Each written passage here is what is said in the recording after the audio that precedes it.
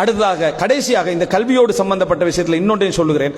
நம்ம சந்தித்துக் கொண்டிருக்கக்கூடிய ஒரு விஷயம், நமது பிள்ளைகளுடைய சிந்தனையில ஏற்படுத்தியிருக்கக்கூடிய இந்த கல்வி என்று படிக்கிறோமே, இதுல 75% மார்க்கம் அங்கீகரிக்காதவைகள். ஆனால் நம்ம ஒரு சிஸ்டத்துக்காக, ஒரு சிலபஸுக்காக, ஒரு தொழிலுக்காக அந்த பாதையில் என்ன செய்கிறோம், போகிறோம். மற்றபடி இன்னும் இலங்கை இன்னும் ஒரு 10-20 வருடங்கள்ல நம்ம அருவருக்கத்தக்க, நம்ம ஏற்றுக்கொள்ளாத, எங்கள் கலாச்சாரம் அங்கீகரிக்காத கல்வி முறைகளை சந்திக்கும். அதை நீங்க பாத்துங்க. 20 வருஷமெல்லாம் கூடுதல், ஒரு 10 வருஷத்துக்குள்ள என்ன செய்யும், சந்திக்கும். இந்த கல்வி முறையில் இருக்கக்கூடிய இன்றைக்கு இங்க மட்டுமல்ல, உலகத்தில் எல்லா இடத்திலையும் மார்க்கம் என்று தழுவி இருக்கக்கூடிய இடங்களை தவிர இருக்கக்கூடிய எல்லா கல்வி முறைகளும் நமது மார்க்கத்தை அப்படியே கடத்தி எடுத்துட்டு போகக்கூடிய அமைப்பிலான சிலபஸ்களை தான் படிச்சுட்டு இருக்கிறோம். ஆனா புள்ள எப்படி படிக்குதுன்னா வகி மாதிரி படிச்சுட்டு சிலபஸ்ல ஒன்று எழுதப்பட்டா அது 100% உண்மை என்ற அடிப்படையில் பிள்ளைகள் என்ன செய்கிறது, படித்துக் கொண்டிருக்கிறது. ஆனா நிறைய விஷயங்கள் மார்க்கத்துக்கு முரணான, சிந்தனைக்கு முரணான, பொருத்தமில்லாத, போலியான, தேவையில்லாத சப்ஜெக்டுகளும் நிறைய என்ன உண்டு என்பதில் எல்லின் முனை அளவிலும் சந்தேகம் இல்லை.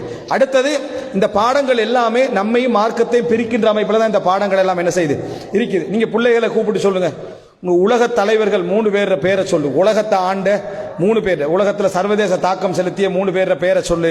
அப்படி என்று சொன்னா அந்த புள்ள ஏதாவது ஒன்று சொல்ல, அலெக்சாண்டர் என்றும் அல்லது என்னது நெப்போலியன் என்று சொல்லுவான், அல்ல இப்படி ஏதாவது ஒரு தலைப்புல ஒரு பேரை சொல்லுவான். மார்க்க உலகத்திலே, அதாவது மார்க்கத்துடைய தலைவர்கள், இஸ்லாமிய மார்க்கத்துடைய தலைவர்கள் சொன்னா அபூபக்கர் எல்லாம், உமர் ரலியல்லாஹு அன்ஹு, உஸ்மான் எல்லாம் சொல்லலாம். இந்த 3 பேரும் சந்திர மண்டலத்தில் இருந்தாங்க. இந்த 3 பேரும் அபூபக்கர்லாம், உமர் ரலியல்லாஹு, உஸ்மான் சந்திர மண்டலத்தில் இருந்தாங்க. இந்த உலகத்துல தான் இருந்தாங்க. அவங்க உலகத்துல தாக்கம் செலுத்தலையா? தாக்கம் செலுத்தினாங்க. முஆவியா ரலியல்லாஹு அன்ஹு, உமர் பின் அப்துல் அசீஸ், அப்பாசிய ஹிலாபத், உமையா ஹிலாபத், உஸ்மானிய ஹிலாபத் எல்லாம் உலகத்தை ஆண்ட அமைப்பு. ஆனா அவன் இஸ்லாம் புத்தகத்தெல்லாம் படிப்பாங்க. அது எதுல படிப்பா?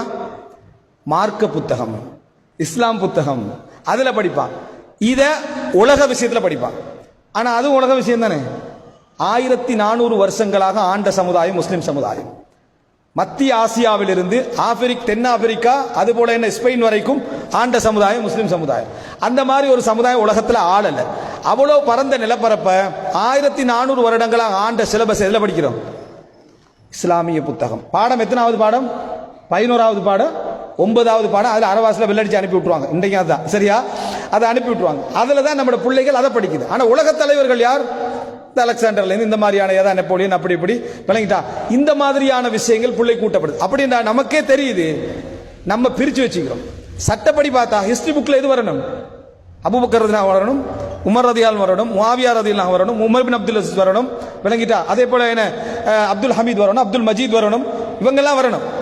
ஏன்னா அவங்க உலகத்தை ஆண்ட, தீர்மானித்த மிக முக்கியமான தலைவர்கள் உண்டு. ஆனா அதை நாங்க அதுல படிக்கிறது இல்லை. காரணம், எங்களோட சிலபஸ் வேறதான், பிள்ளைகளுடைய சிந்தனையே வேறதான். மிம்பர்ல பயான் எப்படி கேட்போம்? ஆதம் அலைஹிஸ்ஸலாம் முதல் மனிதர், அவருக்கு அல்லாஹ் பெயர்களை எல்லாம் கற்பித்தான், நூஹ் அலைஹிஸ்ஸலாம் கப்பல் கட்டினார்னு மிம்பர்ல படிச்சிடும். ஸ்கூல் புத்தகத்தில் சுட்டாட கல்வி, வரலாற்று கல்வி, இப்ப என்னென்ன பேர் தெரியாது, அதுல எப்படி வருமாட்டா, மனிதன் ஆரம்பமாக என்ன குகைக்குள்ள இருந்தான், பிறகு கொஞ்சம் கொஞ்சமா கல்லை தட்டி நெருப்பு வந்தான். இந்த மனுஷன் யாரு? அந்த மனுஷன் யாரு? ஆதம் அலைஹிஸ்ஸலாம் யாரு? இந்த குகைக்குள்ளிருந்து வந்தவன் யாரு? இது எங்க படிச்சுட்டு இருக்கிறோம்? அப்ப இது என்ன? இது இஸ்லாம் புக்ல படிக்கிறோம், அதை உலக சிலபஸ்ல படிக்கிறோம். ரெண்டும் உலகத்துல தான் இருக்குது. அப்ப யார் முதல் மனிதன்? குகைவாசியா இவரா ஆதம் அலைஹிஸ்ஸலாமா? அப்படி என்றால் இஸ்லாம் எங்களுக்கு சொல்லித்தரக்கூடிய வரலாறு சிறப்பான மனித சமுதாயத்துடைய கண்ணியமான வரலாறு. ஆதம் அலைஹிஸ்ஸலாத்திலிருந்து கல்வியோட, படிப்போட இந்த உலகத்துக்கு வாராரு. அதுக்கு பிறகு நூஹ் அலைஹிஸ்ஸலாம் போன்றவர்கள் கப்பல் கட்டி அந்த சமுதாயத்தில் நாகரிகத்திலே, தொழில்நுட்ப வளர்ச்சியிலே மேலுக்கு இருக்கிறாரு. இந்த மாதிரி இடத்தை இஸ்லாம் எங்களுக்கு சொல்லி தருது. இந்த சிலபஸ்ல என்ன நினைக்க, குகைக்குள் இருந்துட்டு நெருப்பு தெரியாம கல்லை தட்டிக்கண்டு துண்டை கட்டிக்கண்டு ஒரு மனிதர் வாழ்ந்தார். இதே படிக்கிறான், அவன் அதே படிக்கிறான். இது பள்ளிக்குள்ள, அது ஸ்கூலுக்குள்ள. இப்படி வளர்ந்தா எப்படி இருக்கும்? இதுதான் எங்களுடைய சிலபஸுடைய பிரச்சனைகள்ல உண்டு. இது போன்ற எத்தனையோ விஷயங்கள் அவனுடைய வரலாறு என்றும் அவனுடைய சிலபஸ் என்றும் இந்த குழந்தைகளும் பிள்ளைகளும் படித்துக் கொண்டிருக்கி. பெற்றோர்கள் அதில் பெரிய கவனம் என்ன செய்வதில்லை, செலுத்துவதில்லை. இன்றைக்கு எப்படி பிள்ளைகளுடைய அதிகமான முறை மாறிட்டா, தொழுகின்ற நாஸ்திகனாக, தொழுகிற எல்லாம் இருக்குது.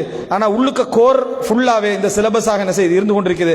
அவசரமாக காலையில் முஸ்லீமாகவும் மாலையில் காபிராகவும் மாறக்கூடிய அமைப்பிலான ஒரு முறைக்கு என்ன செய்யறான், மாறிக்கொண்டிருப்பதை நம்ம பார்க்கிறோம்.